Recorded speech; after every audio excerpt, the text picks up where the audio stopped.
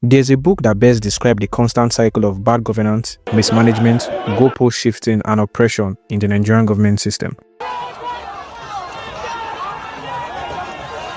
This is Animal Farm. It's a book about the animals overthrowing the existing hierarchy in the farm, kicking out the humans and taking leadership into their own hands, and the failure that comes with it. Since its independence in the 1960s, Nigeria has had a recurring problem. Every time a government is in place, the opposition seems to have a better method of ruling.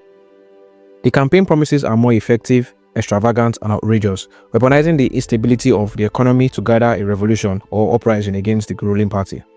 And like clockwork, a new election is conducted, the new party takes over the role, and just like the Animal Farm, the leadership slowly transitions into the old one with similar strategies and governance system. It's the same system over and over again, a never-ending loop of promises that never see the light of day.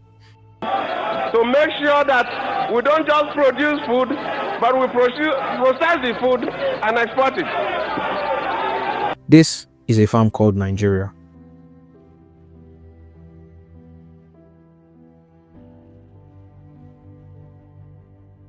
In the first chapter of this book, all the animals on the farm are united by Old Major. Each animal had a different area of specialty, thus had a different complaint. Major, however, managed to unite the crowd into a shared goal and a common enemy, expressed in the following paragraph. Man is the only creature that consumes without producing. He does not give milk, he does not lay egg, he is too weak to pull the plow. He cannot run fast enough to catch rabbit, yet he is lord of all the animals. He sets them to work, he gives back to them the bare minimum that will prevent them from starving, and the rest he keeps for himself. Our labor tills the soil, our dung fertilizes it, and yet there is not one of us that owns more than his bare skin. This was a clear message. The humans in charge was no longer conducive, and a revolution needed to take place. We see this every day in Nigeria, and it is summed together after every 4 years. Each complaint about the ruling administration is turned into a campaign promises the other party uses to lure in votes. Bad road network, unstable electricity, declining security, educational system decay, inflation, economic crawl, and fund mismanagement. Everything wrong is the fault of the current administration, and if they value the people, they will do better. And if we get elected into office, we will do a better job. This is the same story over and over again. A good example of this was the transition between the former President Goodluck Ebele Jonathan of the People's Democratic Party (PDP) to the former President Muhammadu Buhari of the All Progressive Congress (APC). The PDP government at the time had an insecurity problem. There was a brutal battle against the insurgent group Boko Haram. Constant bombing and attack on civilians was the talk of the day. A black jeep being stopped from entering the plaza by security guards, and immediately after they had the explosion. The traders, the people, the banana sellers, sitting there, the vendors, the taxi drivers, they were all affected. The number of people I saw that were pieces and they were scattered in the car, they were taking them out. The opposition took the safety of the people as a selling point and ran with it, promising to eradicate the insurgents and bring peace. Buhari alongside the APC promised to deal a devastating blow to the terrorists and other non-state actors alike if they were elected. The madness in Boko Haram is not religious. No religion advocates hurting the innocent. And for anybody to go and kill people in churches, in mosques, in motor parks, in markets, kill children in school in their sleep, and shout Allahu Akbar is one of the two things. Either he doesn't know what he's saying or he doesn't believe it. So it's not religious. It's just anarchy, it's just terrorism, and God willing, we will fight it, and we fought Boko Haram, and we fight again the Chadian troop that incurred into our land and Maitasine. All these things and many more, we saw them off from our land and bring security. So that is the promise of APC, security and efficient running of government. APC! APC! The victory of the All Progressive Congress was celebrated widely. I remember the uproar created on my street with bike riders parading and performing stunts.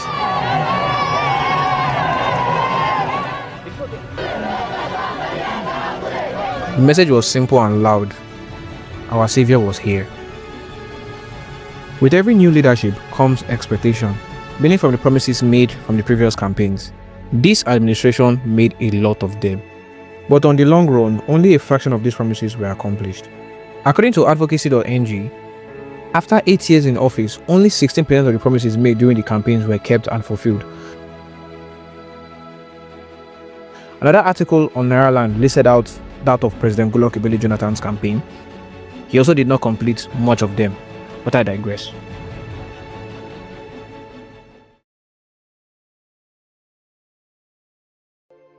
Something worth knowing is that a revolution can remove an oppressor without removing the system of oppression. In Animal Farm, the animals overthrew Mr. Jones because they were tired of the exploitation, hunger, and injustice. They dreamed of equality, they dreamed of freedom, they dreamed of a better tomorrow. Nigeria's independence in 1960 was built on this same dream: freedom from colonial exploitation, self-rule, and prosperity for all. After Nigeria gained independence, history accounts that there was a great celebration across the country because freedom was here. The leadership of the nation was resting fully in the hands of its people. After the takeover of the farm, the animals did not stop working. As a matter of fact, they worked even harder, but were much more willing to do so this time because the affairs of the farm was in their own hands and not that of the humans. The effect of this change from colonialism to the First Republic was not immediate, but it was worth the wait and labor. After years of having your resources taken and traded for the betterment of another nation, it was a breath of fresh air to know that this was no longer the case and the system was now under the influence and control of its own people. Power started to concentrate in the hands of more people than the others. Division came amongst the leader on how to lead, just like Napoleon and Snowball on the farm. Parties began to form with varying ideologies. Even members of the military at multiple points decided that they wanted to take the matters into their own hands. And 6 major coups have been carried out within the 70 years of this nation's existence. Consequently, the following decisions come into immediate effect. The interim national government is hereby dissolved. The national and state assemblies are also dissolved. The state executive councils are dissolved. The brigade commanders are to take over from the governors in their states until administrators are appointed. Where there are no brigade commanders, the commissioners of police in the states are to take over. And every time someone new comes in place, they destroy or ignore the progress of the previous person, start with their own project and agenda, which will also be abandoned at some point, because the new person has a different ideology on how the nation should be run. This has been the cycle of governance in Nigeria. First, National Development Plan, Ajakuta Steel Complex, Operation Feed the Nation, Vision 2010 to Vision 2020, Railway Rehabilitation Program, National Integrated Power Project, Automotive Policies, Petroleum Industry Bill, Agricultural Transformation Agenda, and Social Investment Programs. These were all ambitious and potentially transformative projects that were either abandoned or completely restarted by the successive administration, further worsening the unemployment rate of the country, wasting public funds, and weakening the national infrastructure. So, these videos take a long time to produce. That's because I'm still a one-man team editing and creating on mobile. So if you're enjoying the video, it will help a lot if you like the video, and even better if you subscribe, because I have a lot of projects that I would not like to abandon.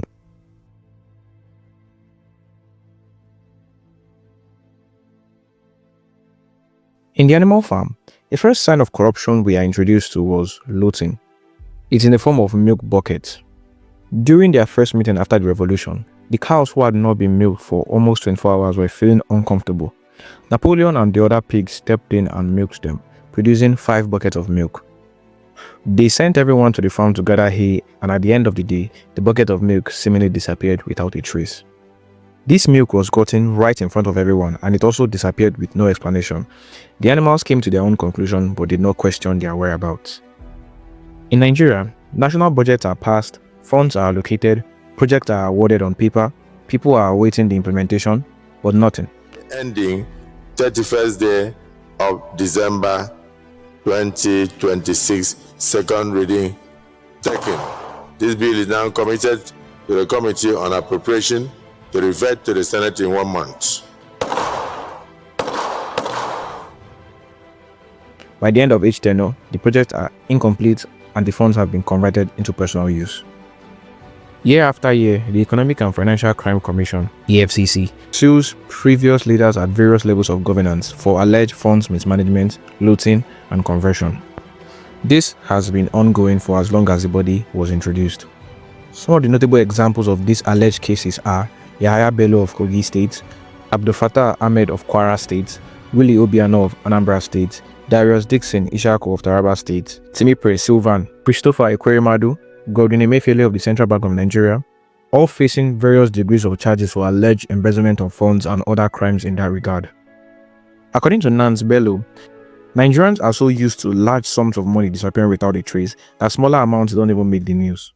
Nigerians hear millions and billions being mentioned every single day, and because of that, our brains are kind of fried and we no longer have a proper perception of what money is anymore, like large amounts of money.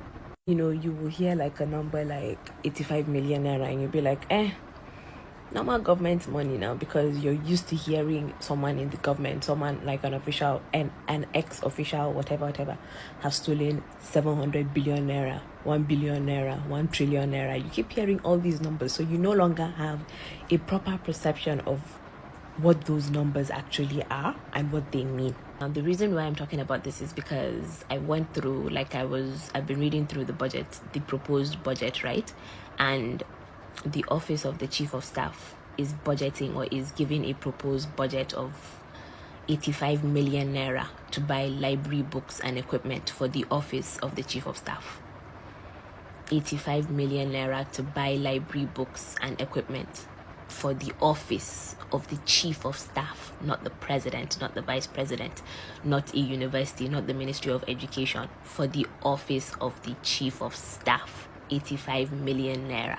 Now, last year's budget had the same line item, but last year they needed 121 million naira to buy library books and equipment for the office of the chief of staff. 121 million naira, 121 million naira to buy library books and equipment. Then these same people are the ones saying they don't understand why Nigerians are fighting against the tax law or whatever, because it is for the betterment of the Nigerian people. It's to make Nigeria better, and people are saying Nigerians don't like paying tax. How would I like paying tax when I know that this is where my tax money is going to go to buy 85 million naira worth of library books and equipment for the office of chief of staff?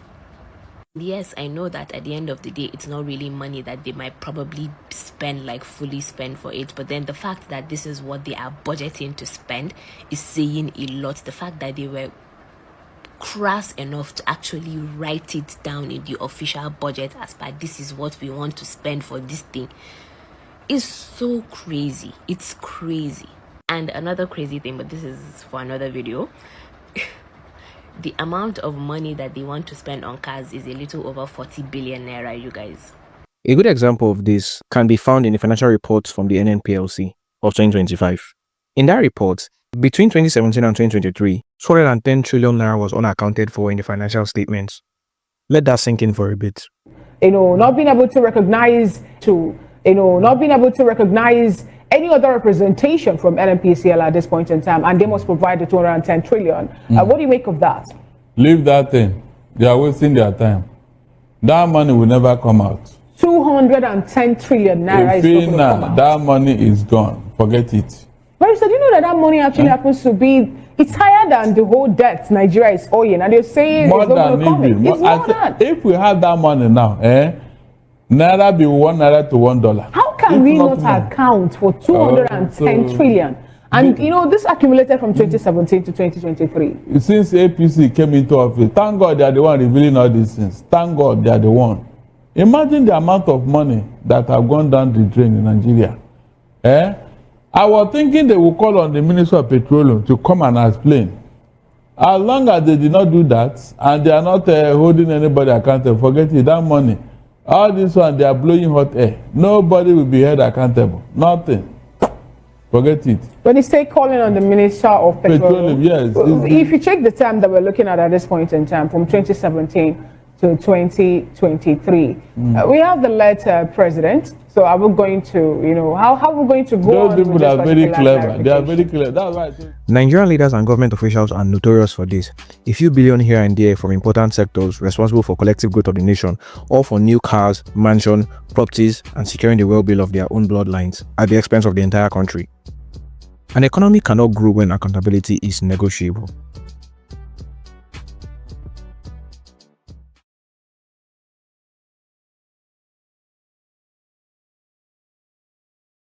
One of the most chilling moments in Animal Farm is not loud, it's not violent. It's when Clover thinks she remembers the law wrongly. The commandment once said, no animal shall sleep in a bed, but now, painted quietly on the wall, it reads, no animal shall sleep in a bed with sheets. Squilla insists that the law has always been like that, and because the animals can't read well, they cannot prove otherwise. This lie becomes the new law. Napoleon did not announce the new rule. He doesn't even debate it. He modifies the interpretation by adding just a few words, with sheets. He legalizes what was once forbidden. That's not leadership, that is legal manipulation. The pigs are now sleeping in bed while other animals are told nothing has changed. In 2025, Nigeria introduced a new tax reform act that was to take effect on the 1st of January 2026. It was a 15% income tax on annual earnings from above 800,000 naira, 18% on 3 million and above, 21% on 12 million and above, 23% on 25 million and above, and 25% on 50 million and above. This itself is not wrong, but it took the nation by surprise, with people rebuking the idea because the nation had not done enough for the people to request such amount on personal income tax. But that is not the focus here. The tax bill was submitted, read and harmonized by the lower and upper chambers of the legislative, which are the House of Representatives and the Senate House, and suddenly it was altered. Mr. Speaker, honorable colleagues, I'm here today because my privilege has been breached as a member of this all-important House, Mr. Speaker. Mr. Speaker, honorable colleagues, we passed the tax laws on this floor, and Mr. Speaker, I took my time in the last 3 days to look at the gazetted past copy, the vote and proceedings of the House of Representatives, and also went an extra mile to look at the vote and proceedings of the Senate of what was harmonized. Mr. Speaker, honorable colleagues, what I passed on this floor is not what is gazetted. Mr. Speaker, honorable colleagues, I have all the copies, but I'm coming under privilege because I was here, I gave my vote, and it was counted, and I'm seeing something completely different. So on that note, on this privilege, I will call on Mr. Speaker to graciously look at what was harmonized, what is in the gazetted copy, what was passed in the House and the Senate. You will find out what is before Nigerians, which is being sold to Nigerians at the Ministry of Information, which I personally went to buy the gazetted copies, are not what was passed. So there is no motion here, but Mr. Speaker, I'll be pleading that all the documents should be brought before the committee of the whole.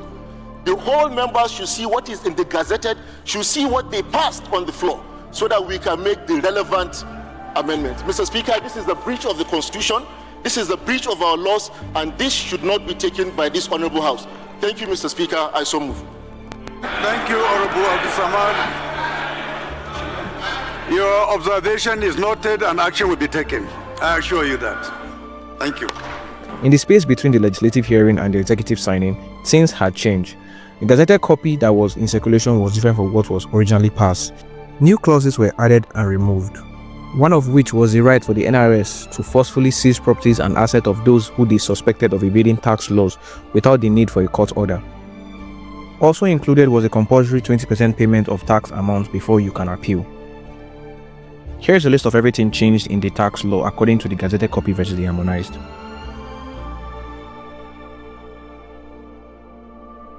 In Animal Farm, after Muriel read the new altered tax law to Clover, who was contemplating if what was on the wall was different from what she remembered, Squilla said, and I quote, "You've heard then, comrade, that we pigs now sleep in beds in the farmhouse.